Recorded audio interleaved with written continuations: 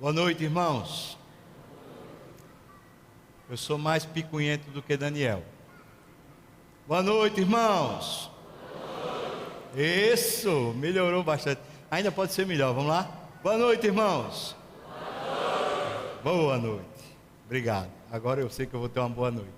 Espero que você também. Deus abençoe você. A gente tem estudado sobre vocação profética da igreja. Cada vocação, ou cada termo que a gente tem estudado aqui é sobre discernir alguma coisa. Hoje à noite, se Deus permitir, a gente precisa aprender a discernir veneno, aquilo que envenena o nosso coração. Então a gente vai seguindo esse texto nessa perspectiva. Você já alguma vez esteve assim diante de um prato de comida que você acha bonito, gostoso, e quando você começou a comer, você disse assim: rapaz, esse negócio não vai me fazer bem? Já aconteceu com você? Começa, você sente um gosto estranho, alguma coisa ali está dizendo para, você fala: é melhor parar porque esse negócio não vai me fazer bem.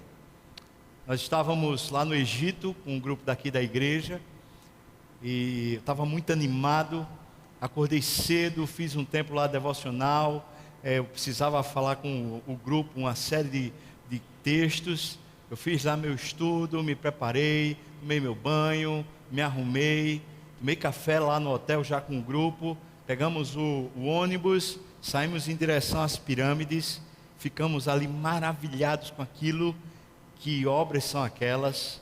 De lá nós saímos para o almoço. Nós fomos para um restaurante bem típico do Egito, de comida egípcia, e era um restaurante meio que num barco, na margem do rio Nilo. Nós entramos e era uma espécie, não era bem um self-service, mas era tipo um self-service. E quando eu vi aquelas comidas lá, eu falei: eu não conheço nenhuma. Eu consegui perceber o peixe, só o peixe, e não tinha mais nada que fosse familiar. E eu falei assim: será que eu vou conseguir comer aqui nesse negócio? Eu não gosto muito de peixe, só de sushi, então vamos lá. Peguei meu prato, o pessoal também, cada um foi se servindo, pegou ali algumas coisas, sentamos na mesa e quando eu comecei a comer, tinha uma massa, ou acho que era uma massa, não sei, aquilo lá, que quando eu parti, veio um cheiro, que eu falei: esse negócio não é bom não. Eu provei, esse negócio vai me fazer mal. Eu senti um enjoo. Eu disse: mas eu não vou fazer feio, estou na casa dos outros, né? Todo mundo come isso aqui, não é possível que vai me fazer mal. Eu dei a segunda garfada, falei: rapaz, eu não vou mais não. Esse negócio não vai me fazer mal, não vai fazer bem. Comi o peixe, comi uma outra porção que tinha lá, uns legumes, um negócio, mas a massa eu deixei para lá, porque aquele negócio, eu pensei, não vai me fazer bem. Algumas pessoas que estavam lá no grupo comeram, acho que eles gostaram. E quando a gente saiu de lá, visitamos o Museu do Cairo. Depois do Museu do Cairo, nós fomos para umas especiarias de perfumes, onde a gente conseguia sentir aqueles cheiros orientais. E uma porção do grupo ficou no ônibus, disse assim: não dá para descer não, pastor, a gente está mal. E eles estavam mesmo, estavam com aquela cara amarela, esverdeada, de alguém que está pronto para botar para fora. Nós saímos, sentimos aqueles cheiros, voltamos, fomos para o hotel e graças a Deus o grupo se recuperou. Já aconteceu com você? Esse texto fala de comer comida envenenada. Abra sua Bíblia no segundo livro dos Reis, capítulo 4, a partir do versículo 38 até o versículo 41. Primeiro livro dos Reis, capítulo 4, do versículo 38 até o versículo 41. Primeiro livro dos Reis, capítulo 4, segundo livro dos Reis. Segundo livro dos Reis, capítulo 4, versículo 38 até o versículo 41. Segundo livro dos Reis, capítulo 4, de 38 a 41.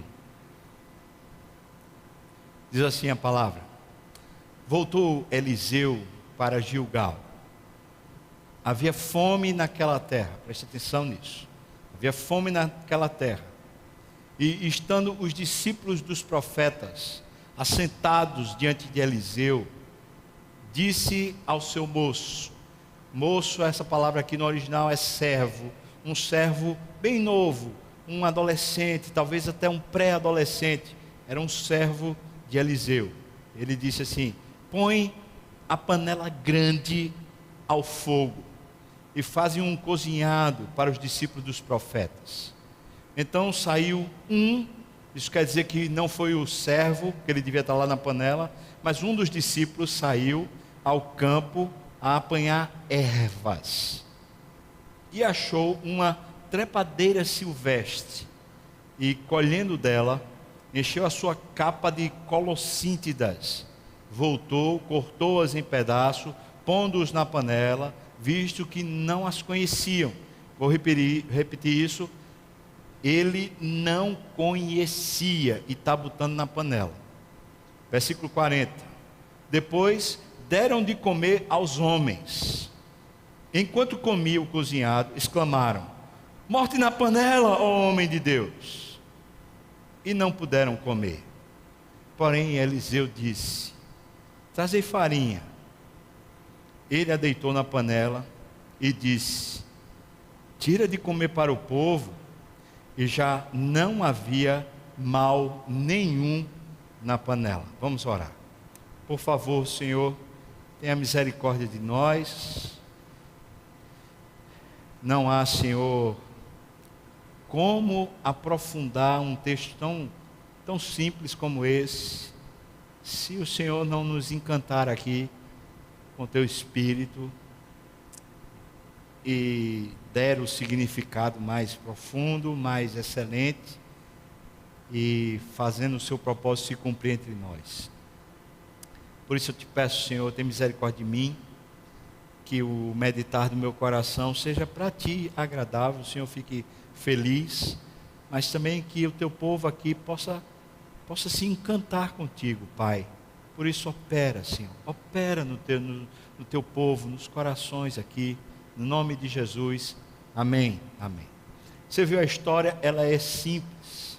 E essas histórias do Velho Testamento, especialmente as histórias dos profetas Elias e Eliseu, servem para nós como uma espécie de parábola, como um ensino mais profundo além da história. Porque eu fico me indagando, o que será que Deus queria quando pega uma história dessa, relativamente simples, faz questão de narrá-la na sua palavra? É porque Ele quer desvendar mais coisas para a gente. Por isso, a gente vai embarcar nessa jornada de um episódio bem simples. O texto diz para nós que os profetas e os discípulos estavam todos assentados. Eliseu estava ensinando a eles, e a fome bateu. Eliseu chamou o seu servo e disse assim: olha, pega aquela panela grande, põe ali no fogo. Ele pôs a panela grande no fogo. Um dos discípulos disse assim: eu vou pegar as ervas. E se levantou e foi pegar as ervas.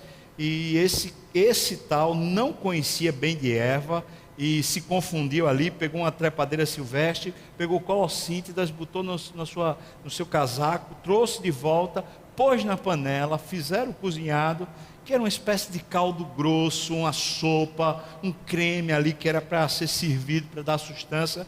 Eles comiam esse creme, nem creme, era um ensopado mesmo. Eles comiam isso com um pão que era feito à base de farinha e água, e esse pão então era aquela massa dura, ressecada, que era normalmente cozinhada na panela, não dentro da panela, mas na área externa da panela. O pão era fixado, enquanto a panela cozinhava dentro o cozinhado, fora, por causa do calor do barro, ele ia secando aquela massa, e aquilo virava um pão que era bem quebradiço, e eles então comeriam o ensopado de ervas com pão, provavelmente seco, ali que eles quebravam, eles iam comendo. Aquilo seria a refeição deles. Mas aí acontece que a boa vontade do jovem que foi lá pegar, não sei se era jovem, mas aquele que foi pegar lá as ervas, ele termina trazendo lá umas colossíntidas e põe dentro da panela, e quando vai servir, alguém reconhece, e de uma maneira muito precavida avisa: olha, é morte esse negócio, para tudo.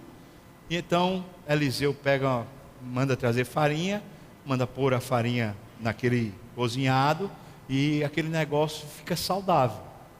Vira um pirão bom para se consumir. É essa a história. Não tem muito mais do que isso. A história é bem simples, mas é uma história que nos faz entender mais profundamente esse caminho do homem com Deus. O texto começa dizendo para a gente o seguinte: naquela terra havia fome. É interessante o texto começar com esse detalhe, porque a maior parte do episódio vai passar dentro de uma sala, mas o texto abre falando sobre o cenário maior. O cenário maior é a terra, não apenas a sala onde os discípulos aprendem.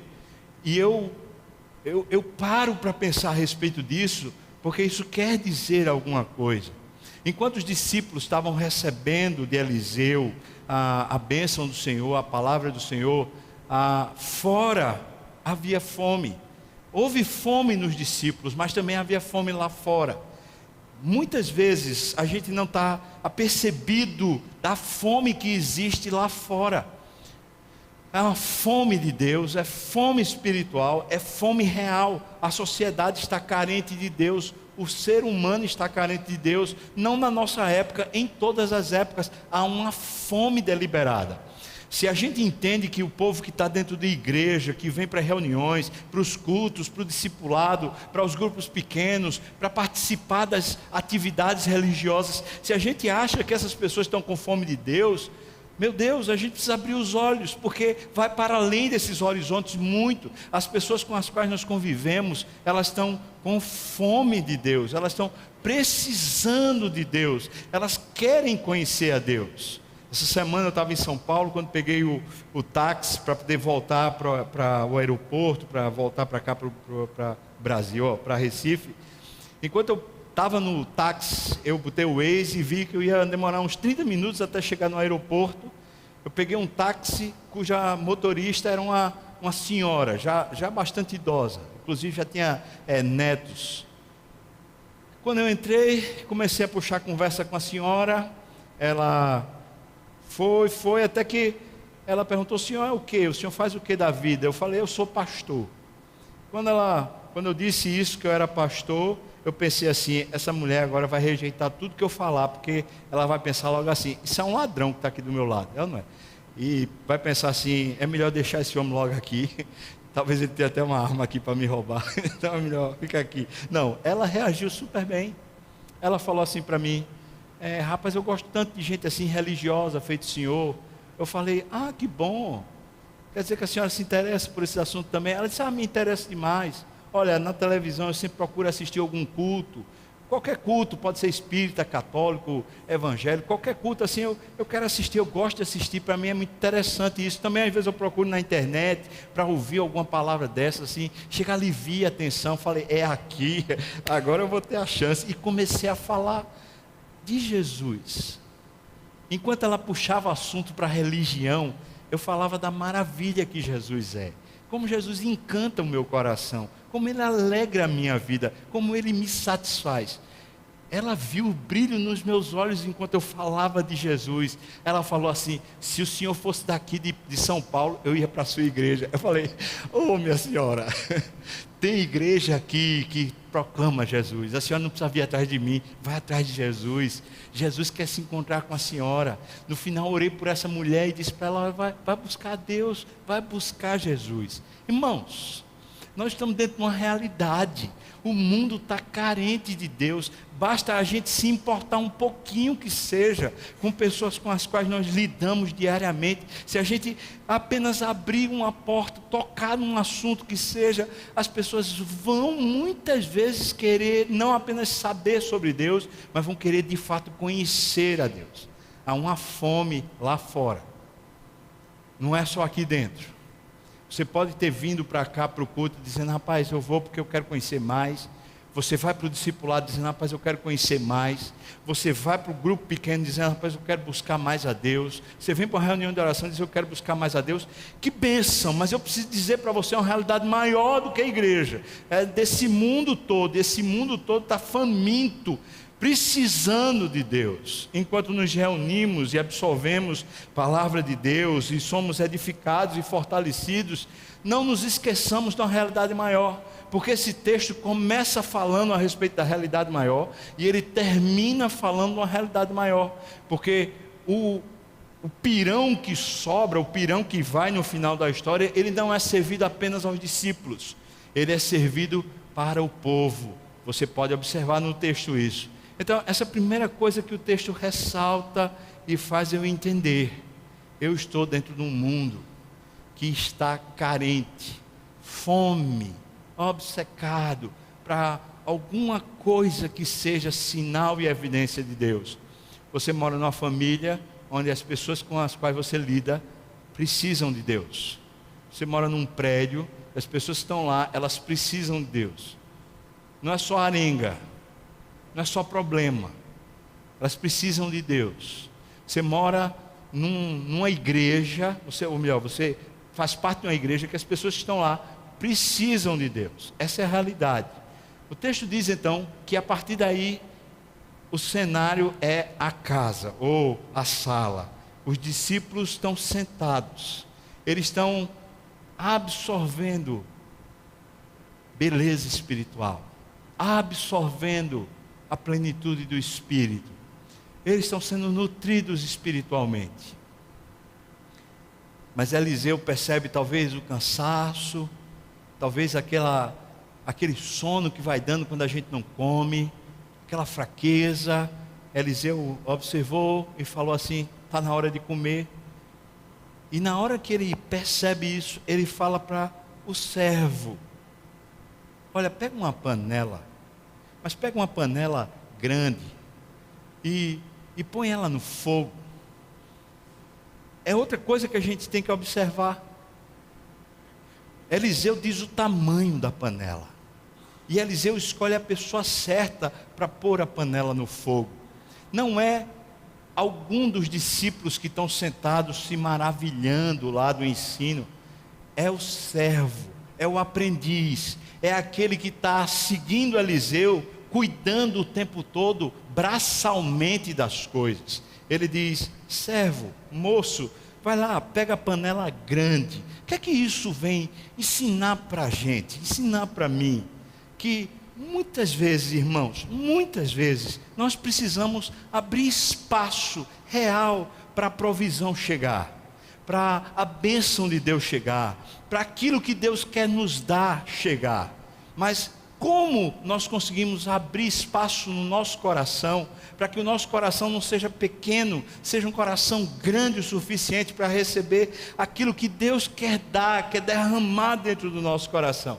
É uma atitude que está descrita aqui, a atitude de um servo. Esse jovem, ele não é só jovem, ele não é uma pessoa simples, do tipo, é uma pessoa medíocre, mas ele é um jovem com disposição que vai pôr a panela grande, conforme Eliseu disse, lá no fogo. É claro que ele pôs a panela com água, porque era um caldo, era um cozinhado que ia ser feito. Ele não pegou os ingredientes, ele pegou água e panela e pôs lá no fogo, conforme a palavra de Eliseu.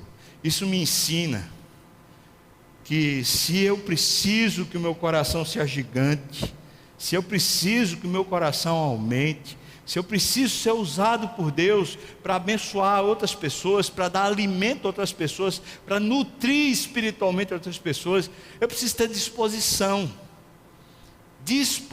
para servir, disposição para fazer o meu coração grande. Quem abre as portas do coração sou eu e você. Não é Deus que abre o nosso coração, não é Deus que faz o nosso coração um coração de servo. Na verdade, Deus conquistou o nosso coração, e a disponibilidade de ser servo já está aí. Se você quiser, você serve. Na hora que você quiser, você simplesmente se dispõe a caminhar como servo. Mas enquanto não há uma disponibilidade de ser servo, fica só com fome. Você com fome, o resto, quem tiver ao seu lado com fome. Muitas vezes a gente simplesmente está esperando que o milagre chegue, mas quantas vezes Deus quer que para que o milagre chegue, a gente simplesmente engrandeça, alargue o nosso coração. A panela é grande, a panela não é uma panela pequena. Você lembra daquele episódio quando Marta e Maria está sentada lá na presença de Jesus, está quedada, recebendo, sendo abençoada, e Marta está inquieta, ela está fazendo a comida do povo que vai comer. Jesus vai comer da comida que ela está fazendo, os discípulos vão comer da comida que ela está fazendo, Maria vai comer a comida que ela está fazendo. Mas o problema de Marta não é que ela serve, o problema de Marta é que enquanto ela serve, ela não engrandece o coração, ela não alarga o coração. Enquanto ela serve, ela fica medindo os outros, ela está o tempo todo lá no serviço e ela fica assim por trás, vez por outra aparece, dá uma olhada em Maria, fala assim: Maria é preguiçosa, fica aí, e eu aqui só eu que vou fazer, e ela não faz nada. Ou seja, qual é o problema de Marta? Jesus fala assim para ela: Marta, linda, faz isso não. Você fica inquieta demais, mulher. Não precisa disso tudo. Para que essa inquietação? Olha, Maria escolheu a melhor parte. Ela escolheu se quedar aos meus pés. Jesus não está censurando o serviço de Marta. Jesus está censurando a atitude de Marta de ter um coração inquieto. Irmãos, a gente precisa servir, mas o serviço não pode ser um fim em si mesmo. A disposição em servir não é um fim em si mesmo. A disposição de servir é para que alargue o nosso coração, é para que a gente aprenda ainda mais a ser servo, a ser de Deus, a ser alguma bênção aqui na terra. Eu poderia falar isso quanto tempo fosse necessário, afinal de contas, não vivemos numa sociedade que serve. Pelo contrário, nós somos a sociedade que há a ser servidos. Todos nós, parece que nós já nascemos ainda como criancinha para ser servido e não para servir. Os filhos nascem, crescem e continuam querendo ser servido. Não tira o copo da mesa, não tira o prato, não lava o prato, não ajuda a mulher, não ajuda o pai, não ajuda ninguém, porque quer ser servido, quer ser servido, quer ser servido.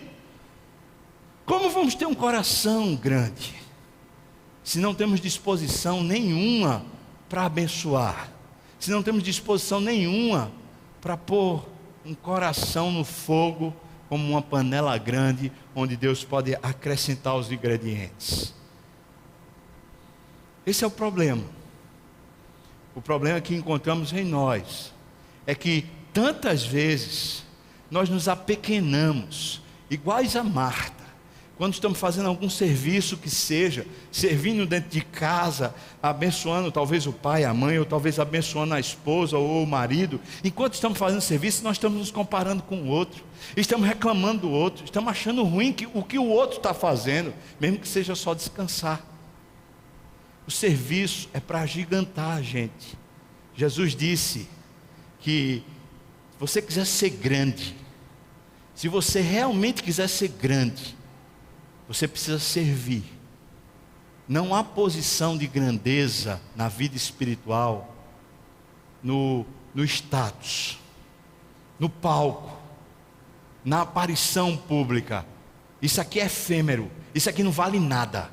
A grandiosidade do cristianismo é quando você, por mais recursos que você tenha, por mais condições acadêmicas, por mais histórias que você tenha, você é servo, é simplesmente alguém que se dispõe a se gastar em favor dos outros, para abençoar a outros. Aí a panela fica grande, e essa é a panela grande. Aí o que é que a gente vê? É para fazer um cozinhado de ervas, só isso. O discípulo que sai, ele sabe que é para pegar ervas, só que ele não sabe o que é ervas. Ele parece ser aquela pessoa que tem boa vontade. Eu vou fazer. Mas ele não sabe o que vai fazer. É simplesmente boa vontade. Não há conhecimento, não há propriedade no que faz. É simplesmente fazer. Olha, quantos que têm disponibilidade, quantos que dizem assim: eu vou fazer, enquanto fazem, se tornam pequenos também, porque eles param de conhecer. É como se o serviço fosse um fim em si mesmo. Eles não sabem mais a quem servem. Quantas pessoas dentro de igreja passam a servir pastores? Quantas pessoas dentro de igreja passam a servir ao próprio status, ou passam a servir ao ministério, passam a servir a coisas, mas não conhecem mais a realidade do seu serviço. E isso também faz a gente pequeno, em vez de fazer a gente grande. Aquele homem disse assim: olha, eu vou, Eliseu, tá bom? Eu posso ir. E ele saiu ao campo para pegar lá os ingredientes para alimentar todo mundo. O gesto dele é nobre, uma bênção. Mas quantos tem no meio evangélico e fora do meio evangélico, com boa disposição, boa vontade, estão disponíveis, eles fazem parte de ONGs, eles fazem parte de movimentos evangélicos, eles fazem parte de igrejas, cheios de boa vontades, mas colhem veneno, e põem veneno dentro do coração, quando eles deveriam estar pegando alimento, que alimenta. Desde pequenininho minha mãe dizia para mim assim: de boa vontade o inferno está cheio. E é verdade. Não é o serviço pelo serviço, porque quando a gente sai com boa vontade apenas, a gente se torna negligente com aquilo que a gente está fazendo. Não é só boa vontade. Se a gente precisa crescer espiritualmente, aprofundar nossa relação com Deus, a gente precisa ter um coração agigantado. Então não é só fazer coisas, não é a gente se encher de tarefas, ou mesmo com as poucas tarefas que temos para fazer, a gente simplesmente continuar seguindo o ritmo. Eu conheço uma penca de gente dentro de igreja, que faz anos que serve dentro do mesmo ministério. Eu mesmo como pastor, ou como líder, ou como seja lá o que for, conheço tanta gente que serve há tanto tempo dentro de igreja, mas simplesmente perdeu a alegria do serviço, perdeu a motivação, perdeu a vibração. Por quê? Porque desconhece o motivo do seu serviço. Tem boa vontade, mas só isso. As ervas dizem para mim que quando eu tenho que servir, eu preciso saber muito bem o serviço qual é. Não basta simplesmente fazer. Estou dizendo com isso que a gente, por exemplo, se a gente é do Ministério do Louvor, precisa saber tocar bem, precisa cantar bem. Tá, bênção. Mas é muito mais do que isso. É que o que você está fazendo pode intoxicar você e pode intoxicar os outros. O serviço da pregação pode intoxicar meu ego e pode intoxicar uma igreja completo. Ou seja, é muito mais do que só fazer bem feito.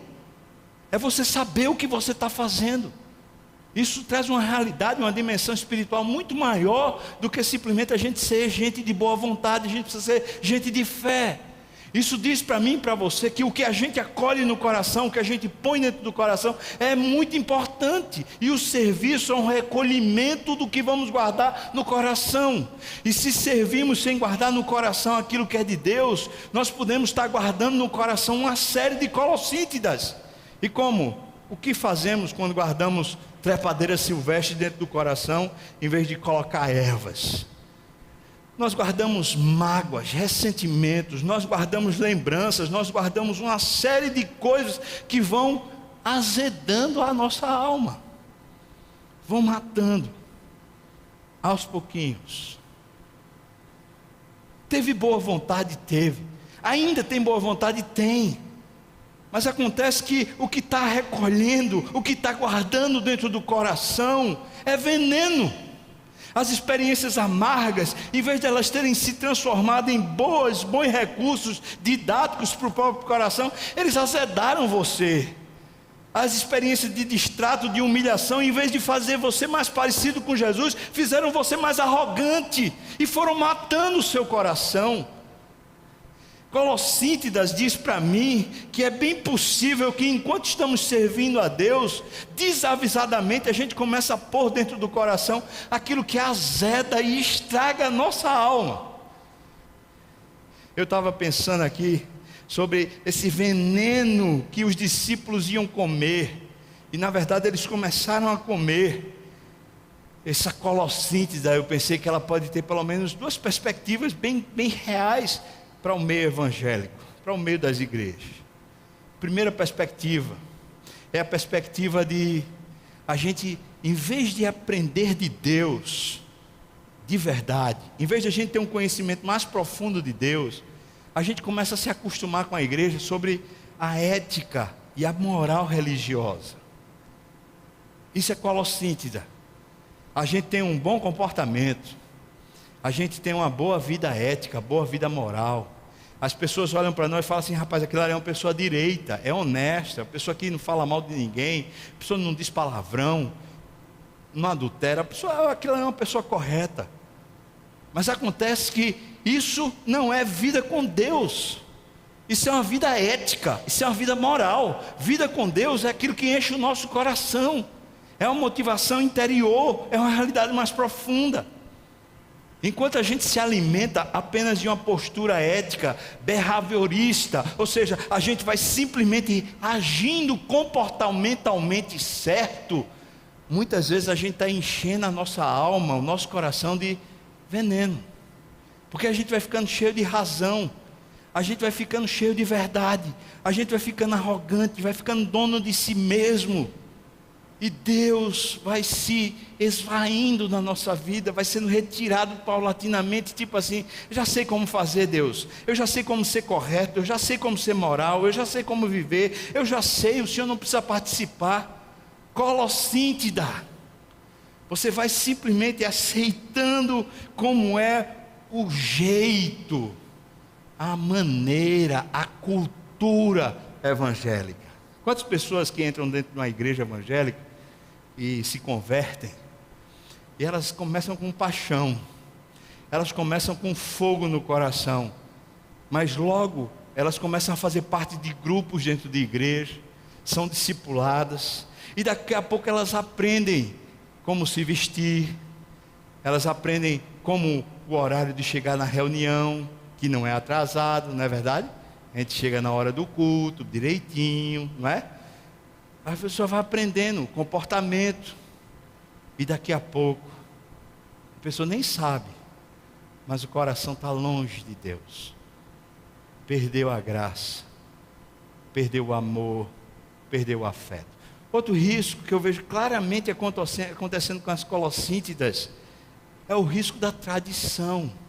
Gente que é mais velha na igreja feito eu, que está aqui há 40 anos, há 30 anos, gente que está há 50 anos dentro de uma igreja, ele começa a se acostumar a saber o que é certo. E esse saber o que é certo não é conhecer a Deus, é saber o que é certo, é isso pode e isso não pode.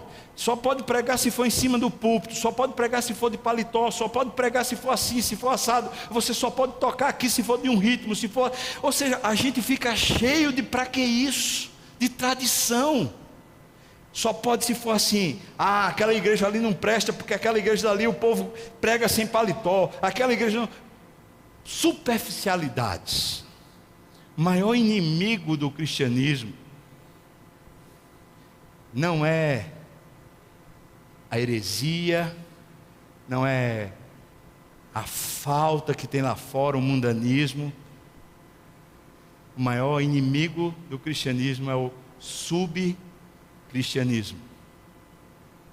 O que faz a gente muitas vezes naufragar na fé não é porque a gente se tornou um ateu, ou porque a gente se tornou uma pessoa mundana, secularizada, que age todo despranaviado por aí.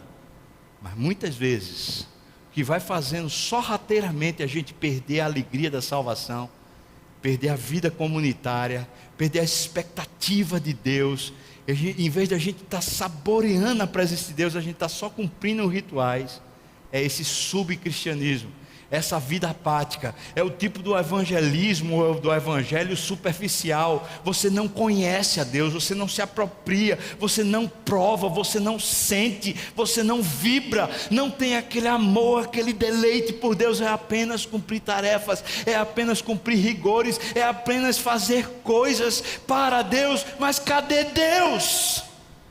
Colossíntidas, você vai servindo e pondo no seu coração, não a vida de Deus, mas você vai pondo coisas que vão envenenando a sua alma. alguns meses atrás eu preguei aqui no livro de Hebreus, falando sobre o perigo da apostasia. Eu volto a falar sobre isso, irmão.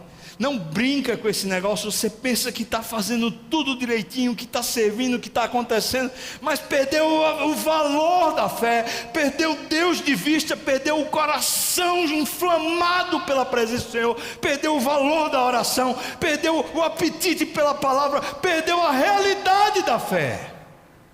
Está morto, ou vai morrer. Alguém gritou naquela reunião dos discípulos: morte na panela, morte na panela.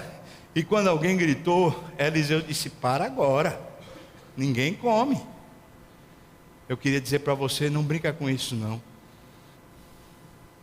Essa vida superficial, esse serviço que é simplesmente fazer coisas, essas reuniões de discipulado que você participa, mas você não vibra, esses cultos que não tem fogo no peito, essas coisas que a gente vai fazendo, mas Deus parece que não está lá. Não brinca com isso, isso faz você morrer. Não brinca. Você está pensando que isso não é nada, e vai levando, mas alguém está gritando diante de você: morte no seu coração, morte, é morte, isso vai azedar você, vai destruir. Mas será que acordamos? Morte, seu coração está se perdendo. Cadê o fio da meada? Cadê a alegria da salvação? Cadê o regozijo? Cadê o gozo do Senhor? Cadê? Você sabe a história de Davi e Batseba. Davi matou Urias e ficou com a sua esposa, que é Batseba. Dormiu com ela, tomou como esposa Batseba, teve um filho com ela. Parece que está tudo bem. Quem viu, quem soube, e daí? Está tudo direitinho. De repente o profeta Natan chega lá: Davi, queria contar uma história para você, eu queria saber o veredito que você tem para dizer. Foi o seguinte: um homem muito rico, cheio de rebanho, tinha ovelhas, tinha tudo, resolveu fazer uma festa. Mas quando ele estava fazendo a festa, pensando em fazer a festa, ele pensou assim: rapaz, eu não vou matar nenhuma das minhas ovelhas não. Tem meu vizinho tem uma ovelhinha lá, eu vou pegar a ovelhinha do meu vizinho e vou matá-la. Acontece que o vizinho só tinha aquela ovelhinha, aquela única ovelhinha, e ele alimentava ela no colo, dando na boca. O amor que ele tinha por aquela ovelhinha era tremendo. O profeta pergunta então para Davi: ô Davi, que sentença você dá a esse homem rico que pegou a ovelhinha do pobre lá e matou para servir na festa? Davi disse: mata esse homem, é morte, a sentença está clara, é morte. E então Natan olha nos olhos de Davi com amor, mas sendo amigo de verdade, como um profeta que discerne veneno. Ele fala para Davi: Davi, és tu esse homem, Davi, é tu que está morrendo, homem. É tu, não está vendo não o que é que tu está fazendo com a tua alma, está se azedando, naufragando, te perdendo. É tu, Davi. Então Davi cai em si, e no segundo livro de Samuel, ele diz: pequei contra o Senhor e fiz o que é mal, de maneira que serás tido por justo no teu julgar, e o que fizeres será perfeito. E então ele escreve o Salmo 51, e no Salmo 51 ele diz: Senhor, me purifica do meu pecado, lava-me com esopo, eu ficarei limpo. Senhor, limpa-me das minhas transgressões. Oh Senhor, renova dentro de mim a alegria da salvação e restitui-me, Senhor, porque eu perdi o espírito do serviço, o espírito voluntário, alguém que está disponível para Ti, alguém que está tocando fogo na alma. E quando o Senhor fizer isso comigo, Deus, eu ensinarei o caminho do Senhor aos transgressores, eu serei uma bênção na sociedade, eu manifestarei a Tua graça e a Tua glória entre as nações. Meu irmão, a morte está chegando, você não está vendo? essa indiferença, essa falta de percepção de Deus, essa falta de alegria, de gozo, de plenitude, de fogo no peito, será que isso não lhe comove? Está chegando, está tomando, drenando você, é veneno. São colossíntidas que você está comendo, mágoas, ressentimentos. Você vai comendo, você não está percebendo que você está comendo o seu status, você está comendo o seu orgulho, você está comendo as suas experiências, você está comendo as suas próprias virtudes e não está recebendo de Deus.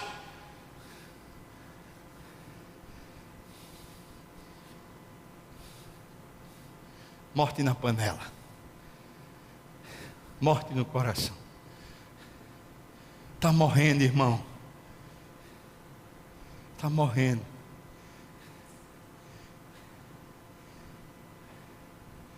Você pensa que isso vai passar?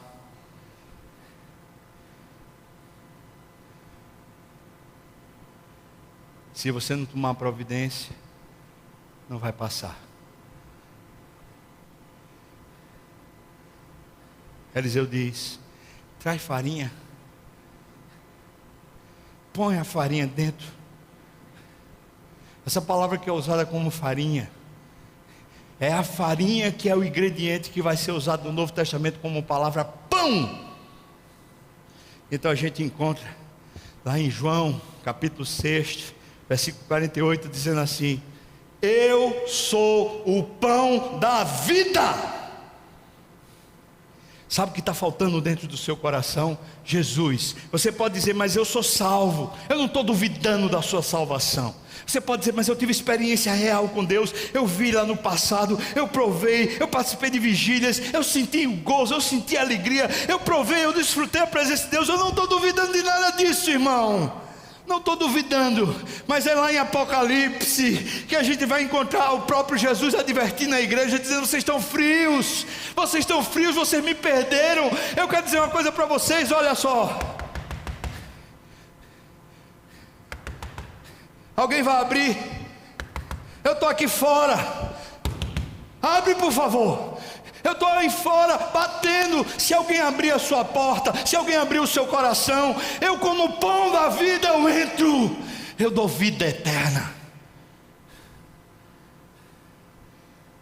Entrarei, cearei com Ele, Ele ceará comigo.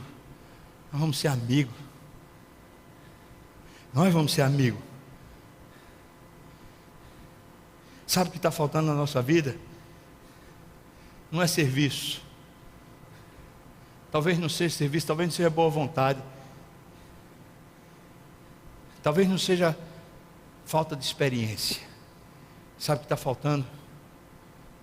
Jesus. Está faltando farinha. Está faltando pão.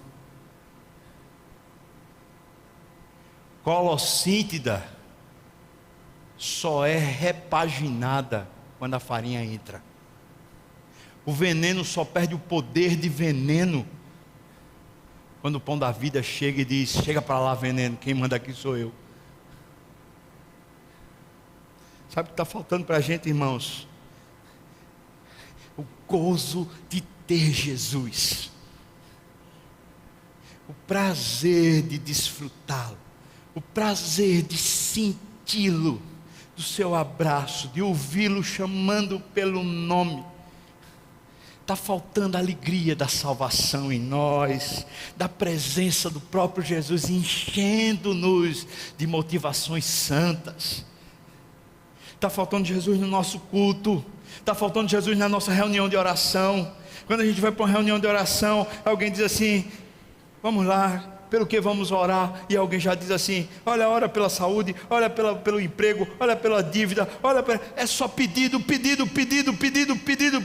Não tem uma pessoa que diz assim: ora pela minha consagração. Não tem uma outra pessoa que diz assim: eu queria na verdade confessar os meus pecados para ser curado. Não tem uma pessoa que diga assim: eu queria agradecer e dar glória a Deus, porquanto o Senhor tem sido muito bom para comigo, ainda que eu esteja passando pela dor e o sofrimento.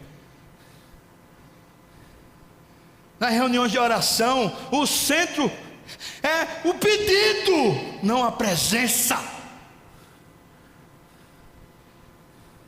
Na nossa devocional, o centro é a obrigação e não a presença. Nos nossos cultos, cadê a presença? Cadê o fogo incendiando a sua alma que lhe traz para o culto? Cadê?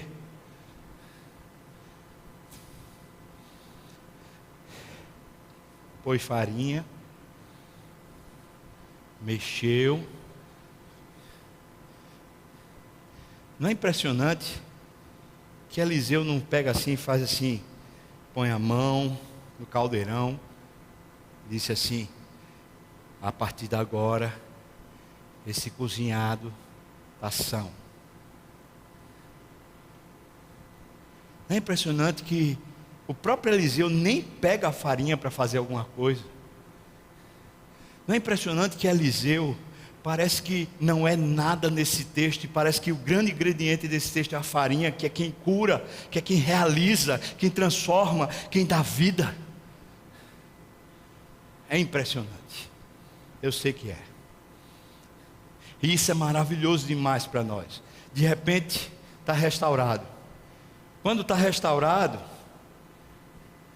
Eliseu não diz assim: agora vamos todo mundo comer, molecada, que agora a gente está com fome muito tempo, vamos comer e vamos matar a fome. Ele não diz isso.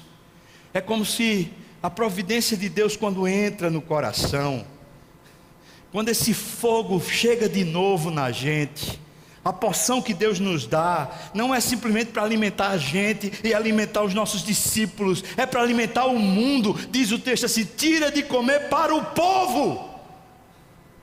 O texto começa falando de um ambiente maior que é o mundo, e o texto está terminando dizendo: é para alimentar o povo todo, porque quando Deus habita ricamente em nós, Ele sobeja dentro de nós para tudo. É uma vida plena, abundante, superabundante graça, poder de Deus, manifestação do Espírito sobre nós. Tira de comer para o povo. E o texto diz assim, ó: não havia mal nenhum na panela. E como a gente está usando como parábola, como analogia, não havia mal nenhum no coração. O coração foi sarado, a alma foi sarada. Agora, o que Deus está fazendo abençoa a terra, não abençoa só você e aquele meia dúzia de amigos que você tem. É para abençoar, abençoar, abençoar tantos quantos comerem da providência de Deus que foi derramada dentro da sua panela. Tantos quantos.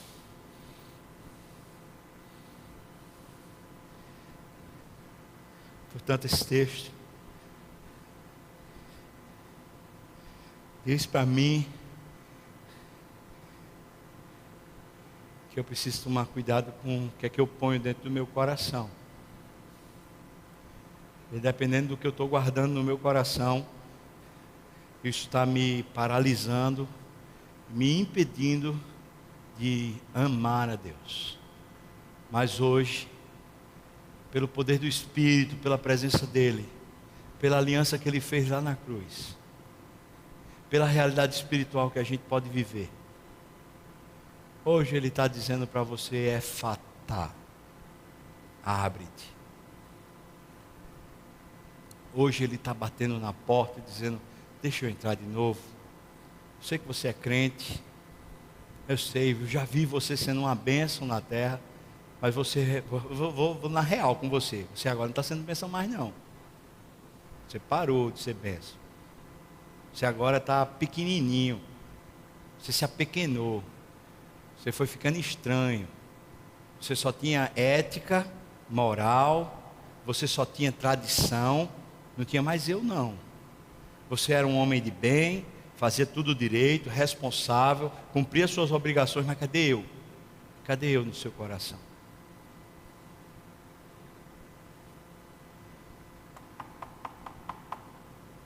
estou batendo. Alguém vai abrir?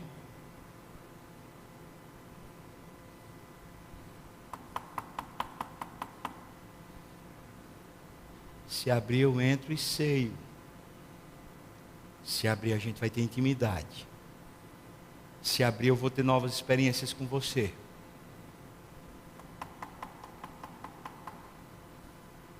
Alguém vai abrir?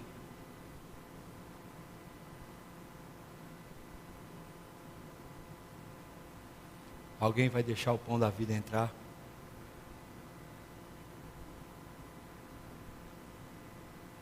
Alguém vai dizer para o Senhor: limpa-me, Senhor, e serei limpo.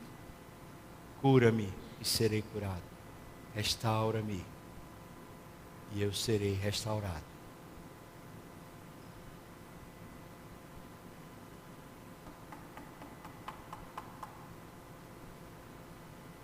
Alguém vai entrar?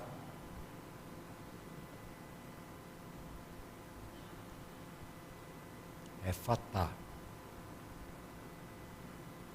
Vamos orar?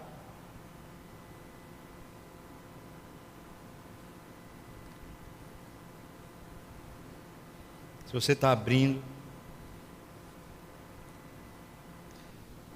seu coração e dizendo: eu quero sim, Senhor, o renovo do Senhor. Quero provar a tua presença. Eu quero viver esse negócio, Senhor.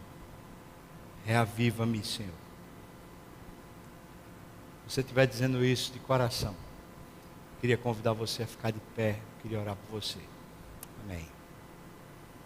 Amém. Amém. Reaviva-me, Senhor. Amém. Eis que estou à porta e bato. Se alguém abrir, entrarei, cearei com ele e ele ceará comigo. Farei nele morada.